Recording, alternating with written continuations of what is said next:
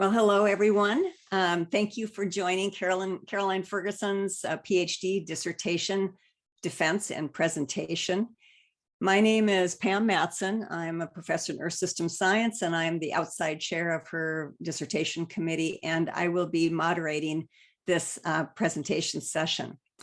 Our timeline is that Caroline will speak for maybe 40 minutes or so, and then we'll have 10 to 15 minutes for Q&A.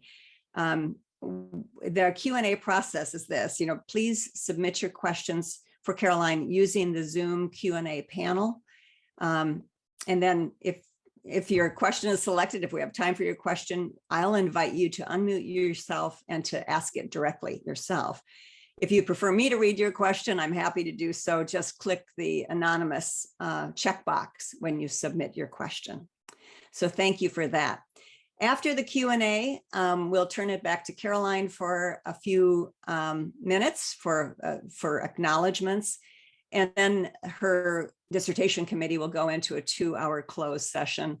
And then following that at 2 o'clock, there will be a gathering. I think you've all gotten links for that, and they'll be in the chat if you haven't already seen it.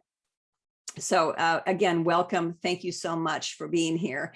I'm going to turn it over now to Fiorenza Micheli. Fio is the Packard Professor of Marine Sciences and the co-director of the Center for Ocean Solutions and Hopkins Marine Station at Stanford, and one of Caroline's major professors. So over to you, Fio.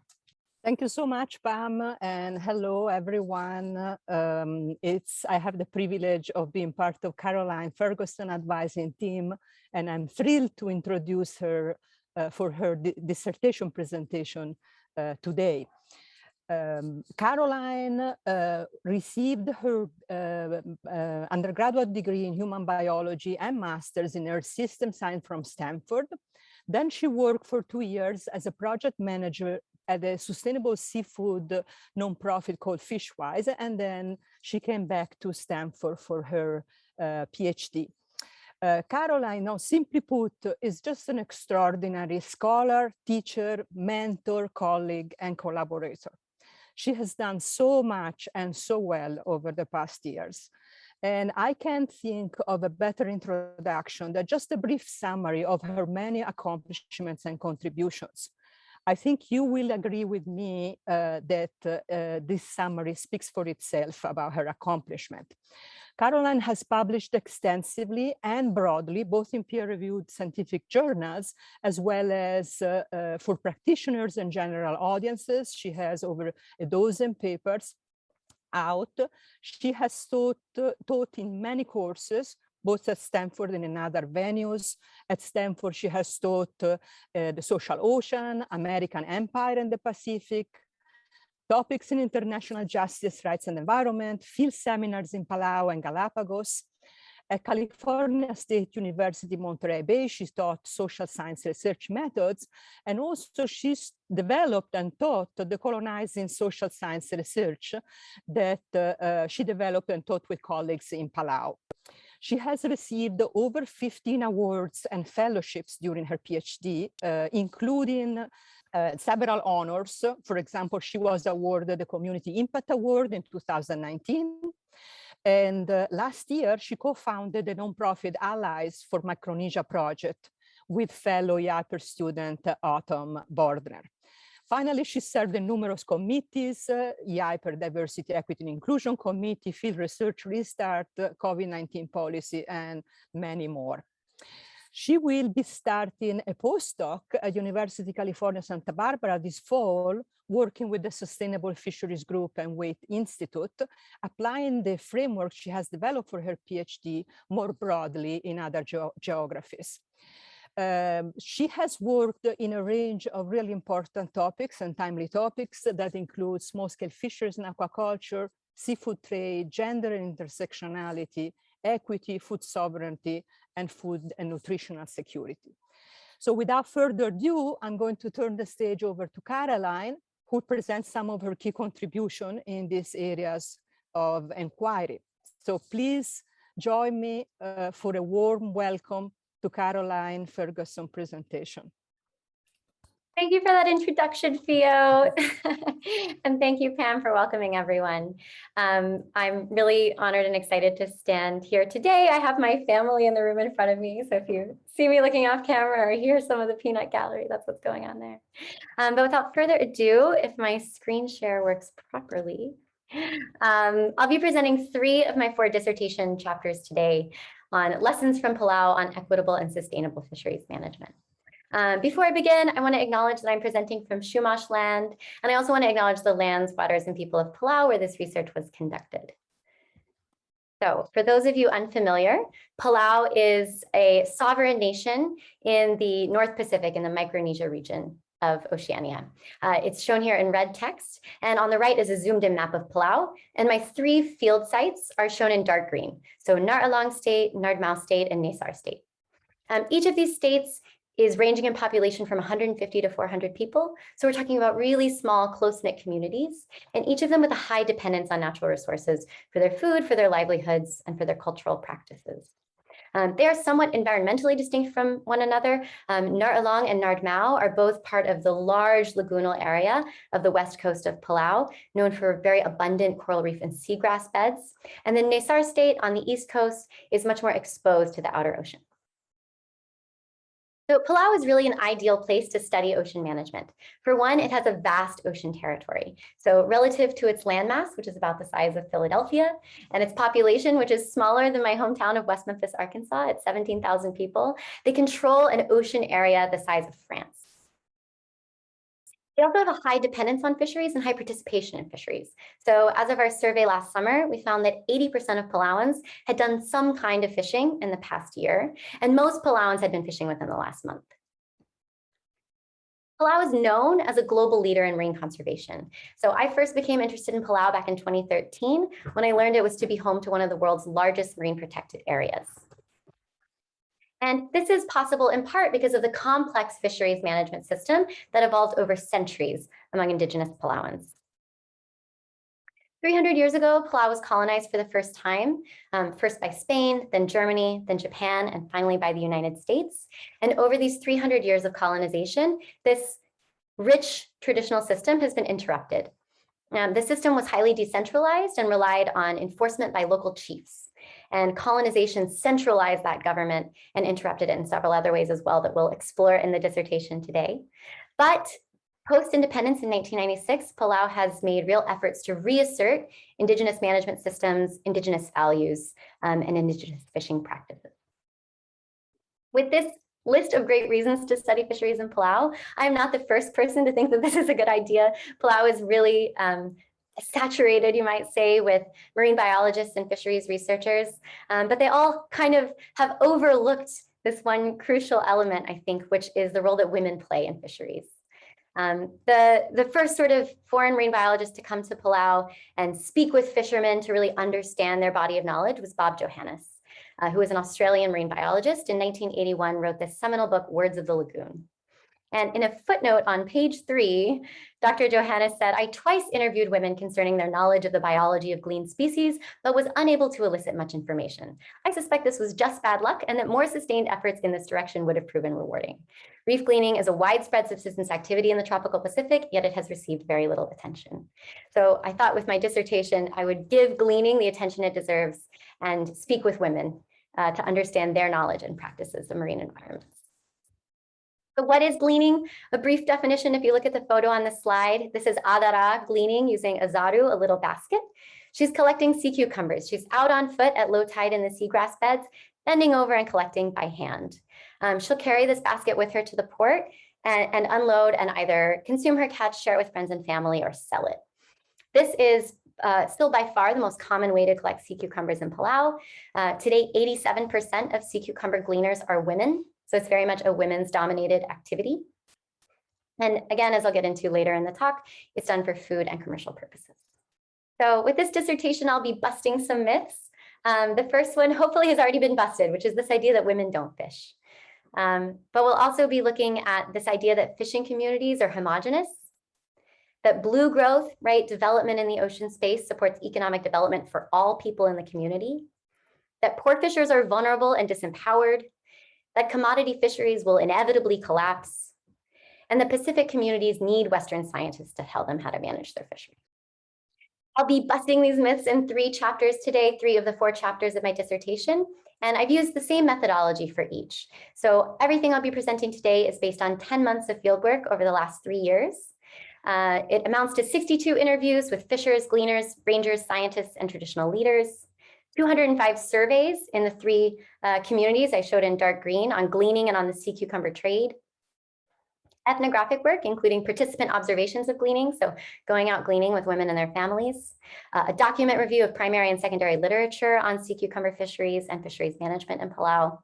And finally, I think it's really important to note that this was all done in partnership with local researchers, that although it's just my name on the dissertation, it's very much the product of a group effort of dozens of people. So I just wanted to provide a really brief idea of what community-based participatory action research is. It's a mouthful, but community-based means that this work was done in partnership with community leaders and with community members. Participatory means that those people were involved in every stage of the research process, including in the development of research questions, data collection, data analysis, and how we would ultimately implement that research. Action means that this research was done for a purpose. We didn't just want to gather information, but from the beginning, we thought about how can this be used for policy? How can it be used to improve conditions on the ground for fisheries and for the people that rely on them? Because this work is so much an effort of Palauans as well as myself, I've done my best in this dissertation and this presentation to center their voices. And so you'll see I'm relying pretty heavily on quotes from people who have been involved in this research. And I hope that that gives you a bit of a flavor for how people are thinking about these issues. So let's dive into chapter 1. Between the shore and the reef, there is a school. I'll also just acknowledge my former student, Kelly Dunn, made beautiful illustrations that I'm using throughout. So thank you, Kelly. So in this chapter, I'll ask, what impact does commodification of sea cucumbers have on the intangible cultural and natural heritage of gleaning in Palau? So gleaning, as I mentioned, is this quite low-tech activity. It's often done by women. It's often done in groups and often with children. And gleaning is practiced in a way that researchers know optimizes learning. So social learning theorists have demonstrated that children learn best when they're contributing to real-life family activities where the purpose and the significance of such activities is clearly understood, and that children learn through copying adults' behaviors. So in Palau, gleaning is this really critical opportunity for children to observe, to contribute to, and to copy indigenous harvesting practices in the marine environment.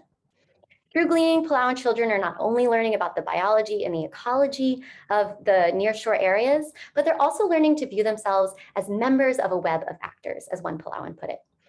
This includes humans and non-humans with responsibilities toward one another that take precedence over individual gain. So this is a male conservationist, an adult who was reflecting on what he learned as a child gleaning. And he said, while gleaning, our family teaches us about the animals, the uses for different plants, and also conservation values, like don't get that when it's time for spawning. They teach us social responsibilities too. For example, if I catch a certain fish, I will share it with my aunties and sisters. And an older woman gleaner in Nesar was reflecting on how tenable, sustainable these lessons are over her lifetime. She said, my mother was always telling us, if you're not going to eat that, then don't take it. We collect oruer, and my mother knows how much we're going to get. We don't get all the ones that we find. We always only took the biggest, even until now that I'm an adult. When I go collect oruer, these are the only ones that I collect. But this has begun to change. As Rurbangal, one of the high chiefs of Nesar, said, today everything is according to the US dollar. So in response to the shifting patterns of life under capitalism, many harvesters have taken on gleaning as a commercial activity, and they sell sea cucumbers to those who don't have time because they have office work or other responsibilities. And this shift has really fundamentally altered incentive structures for gleaners. And that in turn has altered relations between gleaners, between them and their communities, between them and management institutions, and also with the marine organisms that they collect. Despite the real cultural rootedness of these principles of intercommunity solidarity, of reciprocity, of collective support in Palau and in the Pacific more broadly, researchers have found that the monetization of these inter-household exchanges, alongside these relatively new values associated with modernity and with democracy, gradually erode the collective nature of the traditional social system. So commercial gleaners are less inclined to share their catch with friends and family, as was once expected, and they're also less inclined to take their children gleaning with them because they can glean more efficiently if they don't have to be responsible for their kids while they're out. The commercialization of the fishery in this way undermines that intergenerational transfer of knowledge, of practices, and values. This predictably has had environmental as well as social consequences. So this woman remembers that when we were growing up, sea cucumbers were plentiful, but now I hear that there's not so much. The changes are taking place because of the need to have money. It's now a sellable item in the markets, but there's no more sense of reserving for the next day. And another woman says, in the past, a fisherman would bring his best fish to his sisters or aunties. Now, the best fish goes to the market, and they bring us what cannot be sold, what has been rejected. It is an insult in the culture. The market doesn't just reduce food sharing, it injures relationships. And there's a bit of a positive feedback loop between this undermining of the traditional management system and environmental degradation. So this woman says, a long time ago, you could only collect a lead in your village where you were from and lived. Nowadays, people don't really follow that rule. It really changed because there's no more neems or sea cucumbers from this side to the other. So the women here in Naysar are looking for new places to collect and following where the neems are going. So the decline in sea cucumbers has created new conflicts that have further undermined the Palauan fisheries management system. Customary marine tenure in Palau dictates that gleaners only have rights to collect in their own village's waters. But in some villages, sea cucumbers have become so sparse that gleaning is no longer viable there. And so some women have given up gleaning because it's just too difficult, it's not worth it. Others are gleaning in these areas where they don't have tenure rights. And the problems of these violations of marine tenure rights came up very frequently in interviews, especially among older women gleaners. And it's cited as an example of this restructuring of gleaning around income generation and the decline in Palauan values associated with gleaning and the failure to transmit those values to the next generation. So Palauan parents today are faced with this choice. Do I teach my children the traditional way of harvesting, transmit those values? That takes time that could be spent on school, on extracurriculars. And I thought this mother put it nicely. She said, because of the changing lifestyle, a woman now doesn't need to know how to raise taro to feed her family. But at the same time, that woman needs to be educated, needs to be able to read and write. And then that's this decision of how are you going to invest this girl's time? And perhaps our kids will definitely be educated and will potentially be good citizens, but then they've lost that sense of connection to the land, connection to the marine resources. And with that loss, how are they going to make decisions when they're leading? So to summarize some of the key findings from this chapter, gleaning is a critical site for sharing Indigenous ecological knowledge and values with children. These values translate to better ocean management and more reciprocal relations between people and the marine environment. And capitalism has reconfigured the Palauan relationship to marine life. It is incentivized over exploitation and it has undermined the practice of gleaning as a classroom. I'm going to end on this kind of bitter note, but I promise there's sweetness coming at the end. This is action research, so we're doing something about it. But chapter 2, we have more bad news. Chapter 2 is exploring how the international trade in sea cucumbers has affected the fishery in Palau. So in addition to being a locally consumed resource and a locally marketized resource in more recent decades, sea cucumber is this incredibly valuable international commodity. Sea cucumbers are used in traditional Chinese medicine, and they're also served as luxury foods at Chinese banquets. And so to serve Chinese markets, sea cucumbers have been exploited across the world's oceans. And the trade in sea cucumbers really epitomizes many of the social and environmental challenges of high-value export fisheries writ large. Driven by the growing demand for luxury seafood products in China, we've seen cases of boom-bust fishery collapse at this radiating distance from China across the Indo-Pacific. There's been rapid geographic expansion to meet increasing demand, as well as that loss. And sea cucumber fisheries serving Chinese markets now operate in over 90% of the world's tropical coastlines. The Western Central Pacific, where Palau is located, has been the most important exporting region for the past decade. So sea cucumbers, it turns out, are highly vulnerable to overfishing, which doesn't make this problem any easier. Sea cucumbers are vulnerable because they have slow growth. They mature at a relatively late age. They're very easy to capture. I mean, if you're picturing a cucumber on the seafloor, you're not far off. They don't move very quickly and they don't hide very well. So they're very easy to find and harvest. But also they reproduce through this reproduction method called broadcast spawning. And there's a photo of it on the slide. Basically, you have a male and female, and they release their gametes into the water column, and they have to intermingle to fertilize the eggs. So if you get increasingly low densities, which you get in a fished area, those gametes might never meet and reproduction will not be successful. But once a sea cucumber fishery has been over harvested, it's very likely to collapse. And this is called the elite effect. So with this chapter, I'll be asking, how were the costs and benefits of the sea cucumber trade distributed within fishing communities in Palau? So for 6 months in 2011, Palau allowed the export of sea cucumbers for Chinese markets. It's this nice sort of natural experiment. It's this punctuated moment in time, this gold rush, if you will. And these photos were taken during that period. So if you look at the photo on the right, the first thing you'll notice is this massive volume of sea cucumbers. This is just one fisherman's take from one day. And if you recall the photo of Adara collecting into her zaru, her small blue basket, this is more than she would take in several months. So the volume was very striking. The next thing you might notice in the photos on the left is the use of motorboats. So as I mentioned, gleaning is normally done on foot or using a kayak, a canoe, a man-powered boat. And during the trade, fishers were using these motorboats so they could go further out. They could carry a lot more sea cucumbers. And the final thing you might notice is that the people in these photos are men. As I mentioned, sea cucumber gleaning is typically done 87% by women. And so the fact that, these few photos we have from that period overwhelmingly depict men collecting sea cucumbers is immediately sort of surprising and interesting. And in fact, when we look at our survey results, what we found is that men participated at a significantly higher rate during this export period than women. So we're looking at men in yellow and women in blue. On the left is normal conditions. So this is just gleaning every day today. And on the right is who participated in the export.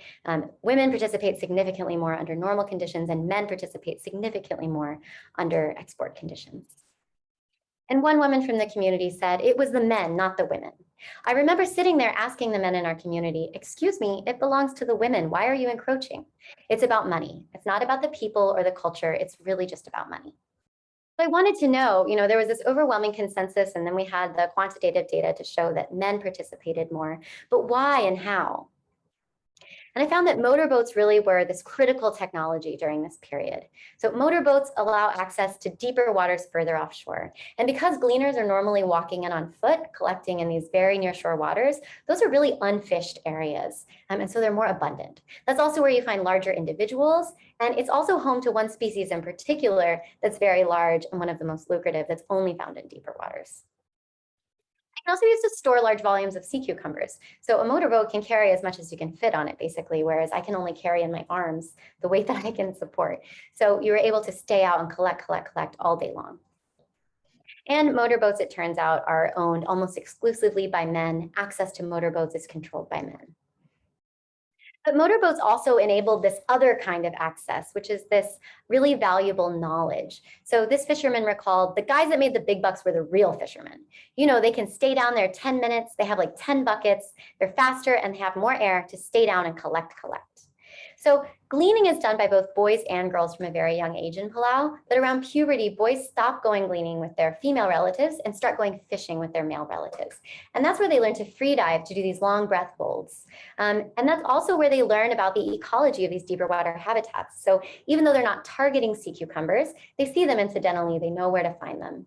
And so men really are the ones who have this knowledge, the skills to take advantage of these deeper water sea cucumber resources. But it's not just about men and women. Intersectionality is this tool that can reveal how different forms of social difference, so gender and nationality, or gender, nationality, and marital status, interact to produce unique positions within power structures governing resource access and use. Researchers have tended to only examine social inequities along a single axis, so to only look at gender. But feminist scholars have critiqued these single axis frameworks that consider gender in isolation from other social identities, and they've highlighted the value of these intersectional approaches. It can deepen our understanding of fishers and fishing communities, again, by revealing how these different kinds of social difference interact. And this can help us move away from models that assume homogeneity among fishers, or even just among men fishers and among women fishers. So when we look at access to motorboats, this key technology broken down by gender and marital status, we see an interesting picture emerge. So again, we have men in yellow and women in blue. On the left, we have married people, and on the right, we have unmarried people. And we see that married women have practically the same access to boats as men. Unmarried people overall have less access to boats than married people, but it's only statistically significant for women. So for women, whether or not they're married is actually determining whether or not they have access to a boat. And then we can look at how gender and nationality interact. So on the left, we have Palauans, and on the right, we have non-Palauans. And among Palauans in the sample, 66% of people reported having access to a vote.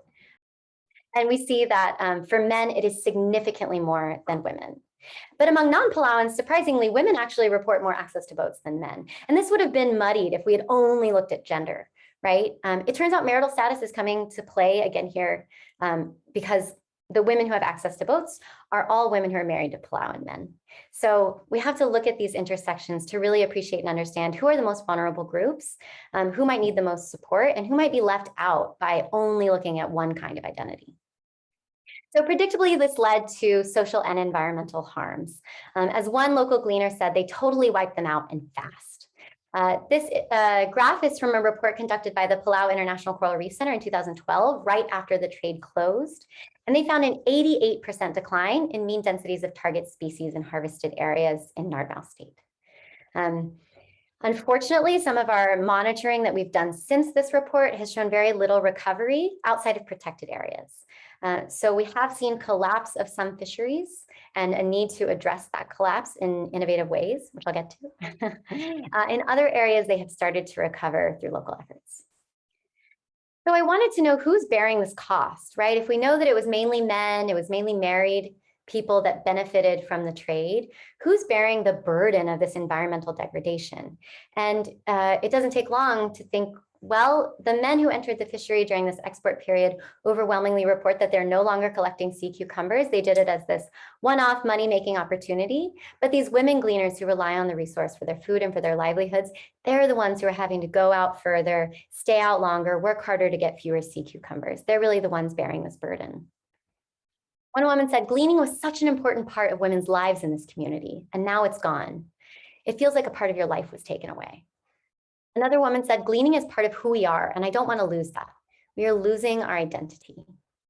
So marketization at the local level and commodification for these global markets poses a threat to the environmental integrity of the resource. And with that loss, we're also losing this classroom, we're losing this space, right? This cultural practice.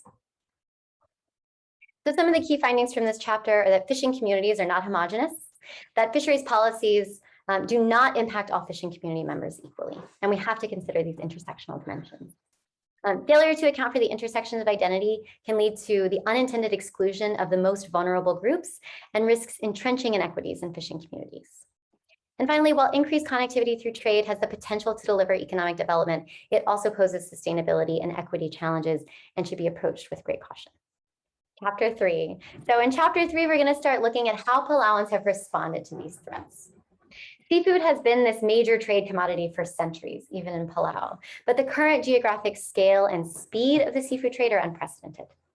The globalization of seafood markets presents challenges to local resource management institutions, which are often ill-equipped to handle this really rapid and large-scale change that occurs at the onset of market-driven fishing. The extraction and export of luxury seafood products has tended to produce this predictable pattern of social disruption and serial depletion. But despite these challenges, fishers and local communities are not passive victims. Fishing community members have agency, and they can choose how to engage or whether to resist repeated and aggressive efforts by exporters to exploit their fisheries for capitalist gain. As of 2019, at least 25 countries had banned the export of sea cucumbers from their waters or created long-term closures. So in this chapter, I'm going to examine Palau's resistance to the sea cucumber trade and hopefully in the process disrupt this narrative of fishers as vulnerable and disempowered and draw lessons from their strategies for resistance. So I'll ask, why did Palauans resist the sea cucumber trade and what strategies have avoided the tragedy of the commodity? But first, let's overview these frameworks quickly. Many of you are probably familiar with the tragedy of the commons. It's an idea popularized by Garrett Hardin in a 1968 essay that posits that individual resource users acting in their own self-interest will inevitably degrade common pool resources. What is a common pool resource? It's a resource that is non-excludable and rivalrous. That means anyone can access it, and my use of it deteriorates your use of it. The classic example is a field with cows who are grazing. If we all have the appropriate numbers of cows. We can all graze this field freely and get productive use of it. But if some of us get selfish and want to have more cows, if each of us does that, eventually we'll degrade the field entirely and no one's cows will be able to graze. That's the tragedy of the commodity. Though this framing is still quite popular in much of the fisheries management literature, the notion has been critiqued and complicated by Nobel Prize winning economist Elinor Ostrom and many others, who've shown that the tragedy of the commodity is not inevitable, that there are many examples all over the world of communities that have managed their common pool resources sustainably over the long term through collective action, that it depends on cultural features, on political features, and on ecological features as well. But a more recent reframing of the tragedy of the commons is the tragedy of the commodity. And this essentially posits that the tragedy of the commons is inevitable when you have these commodity fisheries, these very high value fisheries in particular. So a commodity is a resource that has full or substantial fungibility, meaning the market treats this good from Palau as nearly the same as this good from Japan, that once they're a dried sea cucumber, they all go into a bucket together and they're virtually interchangeable. The tragedy of the commodity posits that as resources in one area become depleted, firms simply expand into new areas, into these commodity frontiers, which are empty but full and ripe for the production and expansion of capital. And I wanted to examine whether the tragedy of the commodity is like the tragedy of the commons, perhaps not inevitable. Are there examples of places where fishers have resisted this tragedy of the commodity? And we don't have to look far, we have one in Palau. So to just briefly give you a picture of what happened in Palau after these 6 months of highly lucrative harvesting, just 1 month into the harvest, the chiefs of Nar Along state got together and they declared the harvest of sea cucumbers for export to be illegal under customary law. As one of the chiefs said to me, there was no research, no consultation, they never asked permission. And what he means when he says they never asked permission is that they violated this traditional management structure where the chiefs are the authority over the waters and have to be consulted. A high chief from this community dissented and continued to encourage people to fish. And so this customary law was undermined and largely ignored. One state ranger said, "We went out there 3 or 4 times a night just to observe, but the whole island is there. What can you do?" Even though the chief was with us, we couldn't do anything. His power, whatever power he has, they all tell him off. This is our chance to make some money. So the chiefs kicked this dissenting high chief off the chief's council. They said he was not fulfilling his responsibility to steward resources for future generations. They then worked with state lawmakers to ban the harvest in statutory law from state waters. And this very swiftly and effectively ended the harvest in state waters as new enforcement mechanisms became available. The traditional leaders, the state lawmakers, activists, and even many of the fishers then worked together to pass a nationwide ban on sea cucumber early in 2012.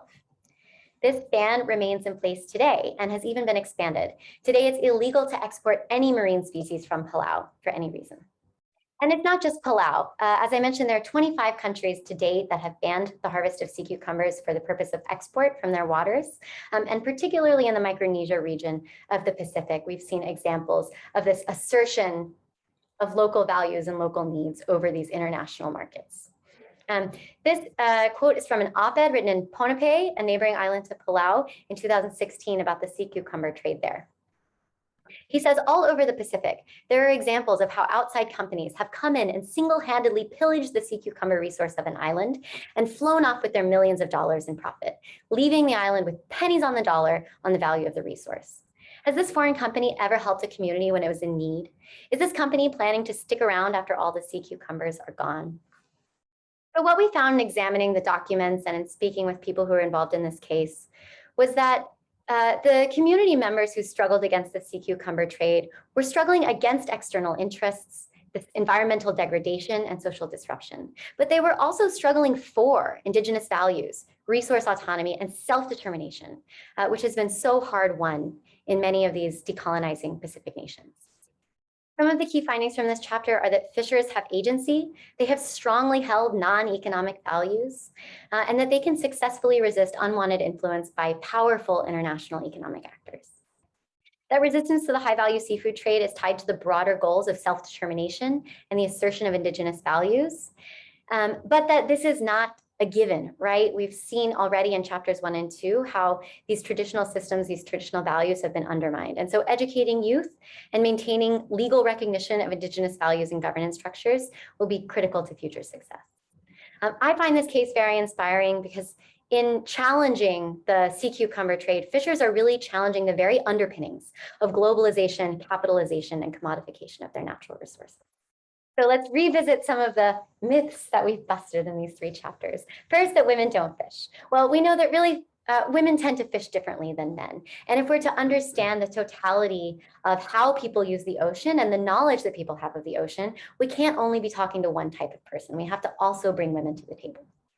The idea that fishing communities are homogenous. In fact, fishing communities are diverse across intersecting axes of identity. And oversimplifications, like only looking at men and women, or only looking at Palauans and non-Palauans, washes away a lot of the complexity of how people use and manage the ocean. The idea that blue growth supports economic development for all, when in fact we've seen that it can increase inequality in a village by granting people who already have more power and resources, even more power and resources, and by placing an additional environmental burden on those with less. That poor fishers are vulnerable and disempowered. I mean, I think chapter 3, again, I'm very inspired by these fishers who demonstrated clearly that they have agency to resist powerful unwanted influences.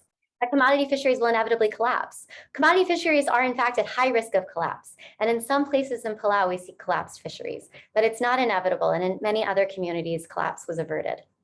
And finally, this idea that Pacific communities need Western scientists to tell them how to manage their fisheries. What we see is that Pacific communities already have all of the tools they need to manage their fisheries, that Western scientists can provide support, but really that we have so much to learn from them. So I said that I would end with some of the sweetness, some of the actions that we've taken, and I do want to share some of the incredible work done by these community members. First, in 2019, we hosted the first ever Women's Fishery Forum at the Capitol in Palau, where we invited gleaners from across the country, along with resource managers and state officials, to come together and talk about what are the problems facing the fisheries specifically that women are targeting, what knowledge do women have to bear to address those challenges, and what sort of solutions would they like to see enacted. One of the most popular solutions that at first we thought, oh, that's a little scary, I'm not sure if we can do that, was farming sea cucumbers.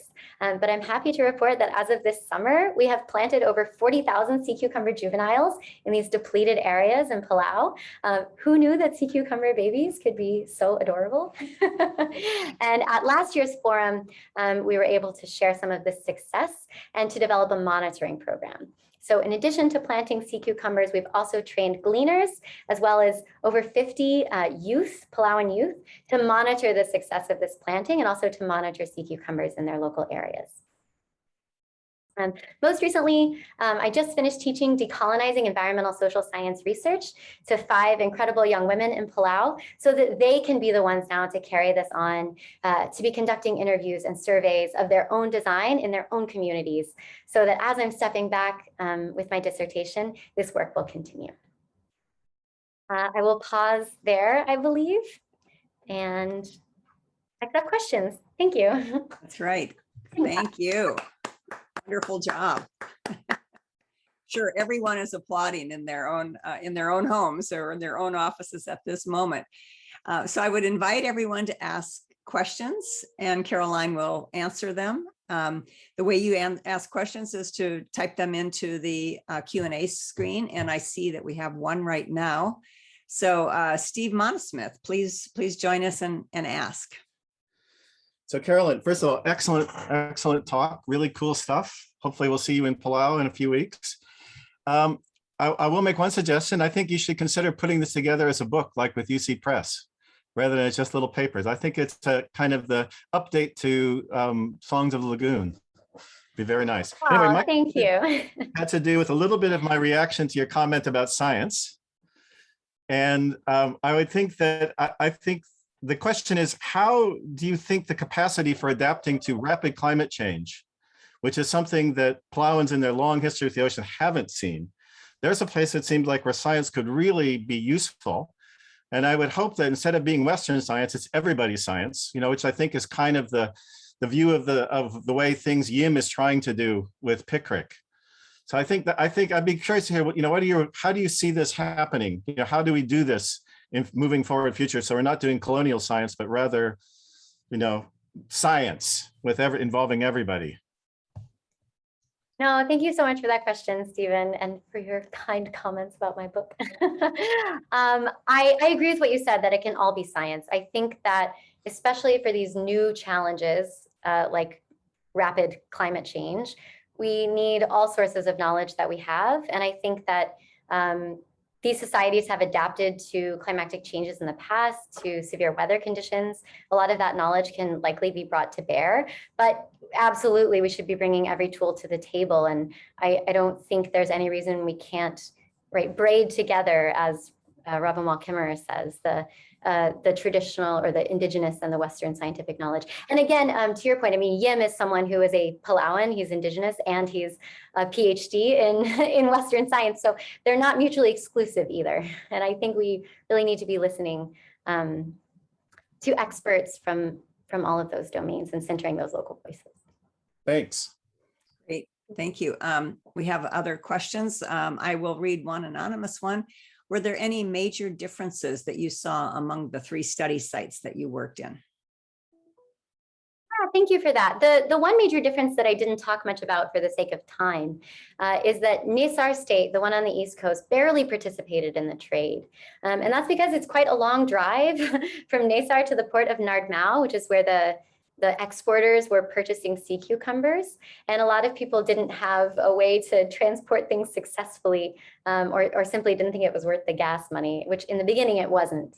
Prices increased over time. So that was an interesting place to survey and interview people about the trade, because they were sort of seeing it from an outsider's, like a local outsider's perspective.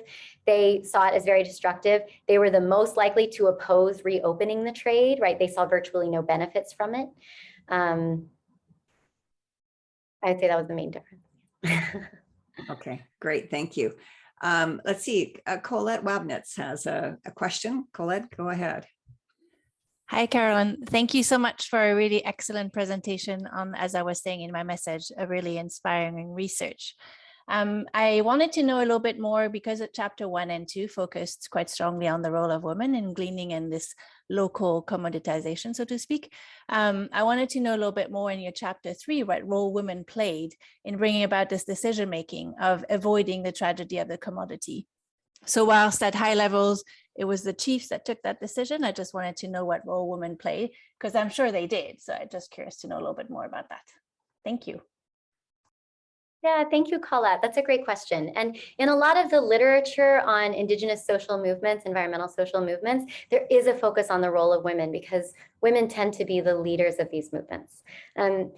Women certainly played important roles in Palau, although they were more sort of behind the scenes roles. And I think part of that is because, I mean, women would say, there's this idea that the ocean is men's domain and that men should be the ones managing the fisheries. So I think in a lot of instances, they were playing these sort of like behind closed doors, whispering in the ears, making a little bit of a ruckus at the dinner table. And there were instances of women activists who were very loud and roar.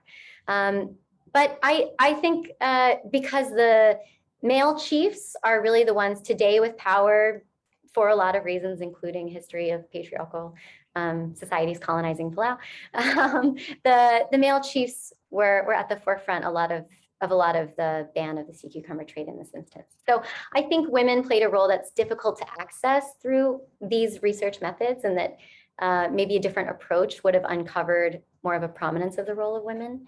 But I think it's a great question, and one that's very interesting to me, because as I said, the literature certainly puts an emphasis on the role of Indigenous women in social movements.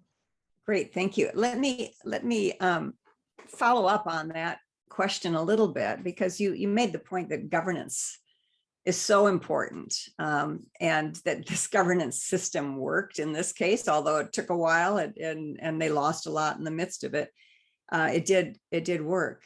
So it's really important. What do you think the real challenges to that system are going forward? And are there other examples of communities that have either maintained it or lost it under a lot of stress?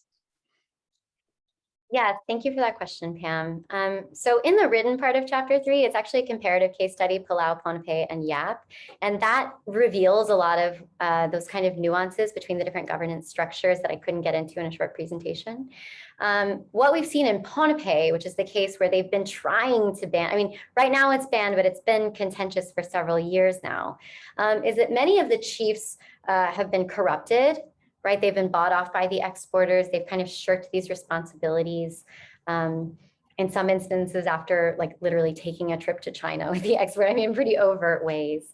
But then in all 3 instances, we've seen the most success when customary and statutory law are aligned. And that's ultimately what was successful in Palau as well, that only the chiefs asserting the law was not really effective by the time we get to 2012.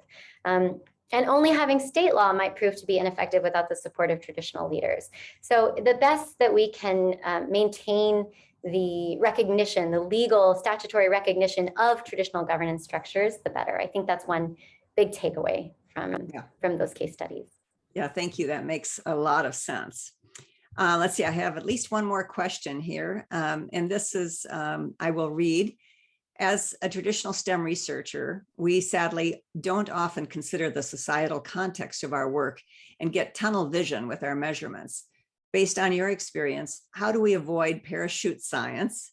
And what can we do about this traditional divide? Thank you for the question. My primary collaborator on the dissertation and I are just about to submit a paper on how to avoid parachute science, so I should have this ready to go. But I think the most important thing is to be working with and really letting local people take the lead, right? I think it was really important that these research questions were developed in partnership with local communities, in many instances by local communities. And I think it's also really important. I mean, I think the phrase build capacity has become a bit of like a negative phrase at this point because it's so often done in this very shallow way. But I think to the extent that we really can provide the tools and the resources and the education necessary for local people to be doing this research without us, ideally, or with our support, right? When they can say to us, oh, this is the little piece I need from you. I think as much as we can move in that direction, we can avoid parachute science. And I think finally, there's a time commitment. So I think if you're going to an international destination or even a community that's not your own in the US to conduct research, I think it's really important to be clear about, am I here for 2 weeks? Does that mean I can provide some limited amount of support? Am I here for 2 years? And we need to think about the transition of the project. Or is this, you know, my career? Am I committed to you in the long term? And ideally, it's right further on that end of the spectrum. But I think setting very clear expectations and an understanding of how to make the project sustainable is really critical. Yeah, great. Thank you. I'll probably come back and follow up on that question and discussion in the closed session. But let me move on to a couple of other questions. I think we're getting close to the end of our time. But Nicole Ardon, would you like to ask your question? Sure. Can you hear me? Yes, we can. Great. First of all, thank you so much, Caroline. You know that I love your work. I find it fascinating on so many different dimensions, and this is a fantastic presentation. A lot to cram in. So I'm really curious about your comments, and you talked about it in study 1, and also you alluded to it at the very end in your social science course. You talked about learning through participation and how the women learn from each other in their work. And Barbara Rogoff refers to this as learning through guided participation or learning through pitching in. And so I was wondering if you could talk about what you observed about how the community members learn from and with each other about fishing and conservation practices. Yes, thank you. That's a great question. And of course, I've learned from you on this as well, Nicole. I think the most clear example of learning through participation has been through our mapping and monitoring work. So when we'll get a big map and we'll get a small focus group of expert gleaners, right? And say, show us where the sea cucumbers are.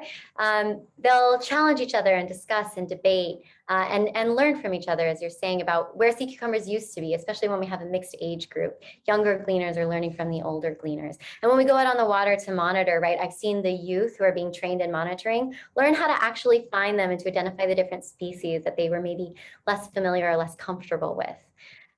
So I think those opportunities when we've taken the data collection method, right, and made it this more participatory approach, it actually becomes the sort of outcome in itself, or it becomes this action piece of the research as well as this data collection piece of the research. I haven't written about it, but I'd like to, and maybe we should talk about that more. Wonderful. Right. Thank you. Yeah, thank you. Okay. I think we have, just check here. I think we have one more question, and that will close our open session.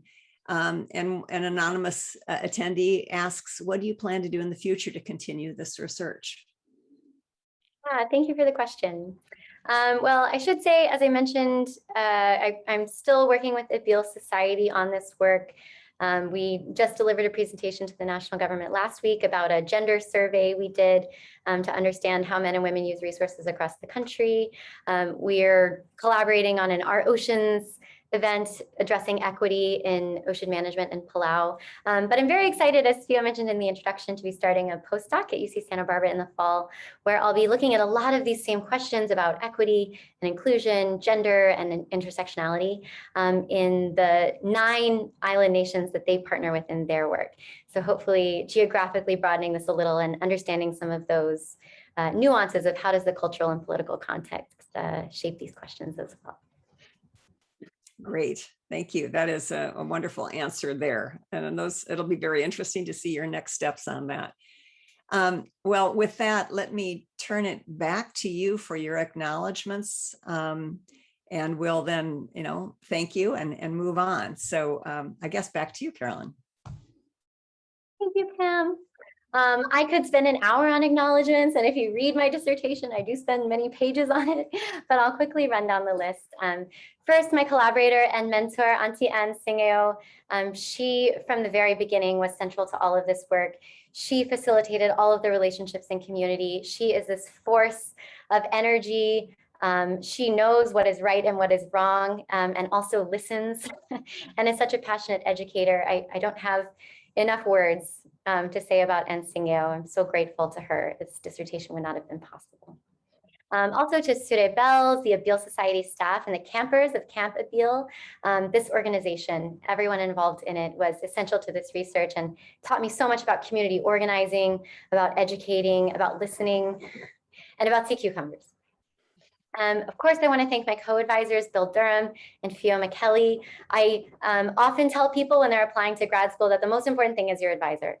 That if the program isn't perfect or the project isn't perfect, make sure that your advisor is someone who's going to be compassionate, who's going to see you as a whole person, who's going to support you in your research. And I've absolutely had that throughout my dissertation work, and I feel so lucky that I have.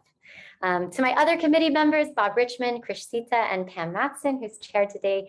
Again, I've learned so much from all 3 of you. I don't have enough time or words, but I'm so grateful for your contributions that made this possible as well. My students at Stanford, at CSUMB, and at Abeele Society, I definitely always learn more than I teach when I teach a class. I'm so grateful. To the E-IPER staff, Anne-Marie, Gabby, Miley, and Anjana, and others who have been through Sue, thank you so much for being such an incredible support staff, especially in these last couple months. I don't think I would have gotten my act together to have everyone here on Zoom today, so thank you. My other professors and mentors, Stephen Monosmith, I know is here today, Rob Dunbar, Kevin Arrigo. These are 3 professors who inspired me from the time I was an undergraduate to pursue marine science, and I'm so grateful for everything that you've taught me. Collaborators, Sangeeta Mangubai and Nathan J. Bennett, among many others. These chapters were not authored alone, and I certainly want to thank all of my co-authors, and these 2 in particular, who have taught me so much about understanding the equity dimensions of fisheries and ocean management. To my friends and family who are sitting in front of me today, thank you. Some of you I know are on Zoom as well. No one can do a PhD without the support of loving people, so thank you. My E-IPER cohort, Rebecca, Joshina, Lynn, Randall, and Andrew, and my E-IPER collaborators, Autumn, Shannon, Kristen, and Megan. You've been such an incredible support to me. It's so nice to be able to complain and be excited about the PhD with people who really get it. And of course, to my friends and my adopted family in Palau. The islands really have been like a second home to me these past 3 years, and I'm so grateful to the people that made that true. So, thank you. All right, thank you. Let's join in an applause. Take yourselves off mute so we can all thank Caroline and applause her absolutely beautiful presentation. Congratulations. All right, thank you. So I hope you've all here in the audience have seen the links for the 2 o'clock gathering. For the committee members, I believe we're going to take just a couple-minute break and come back at on a different link for our closed session, and that should take around 2 hours then. So I thank everybody for being here. It's wonderful to have you, and Caroline, thank you for an absolutely great presentation. And you and your committee members will all meet in just a few minutes. So thanks, everybody. Bye-bye. Thank you. Thank you.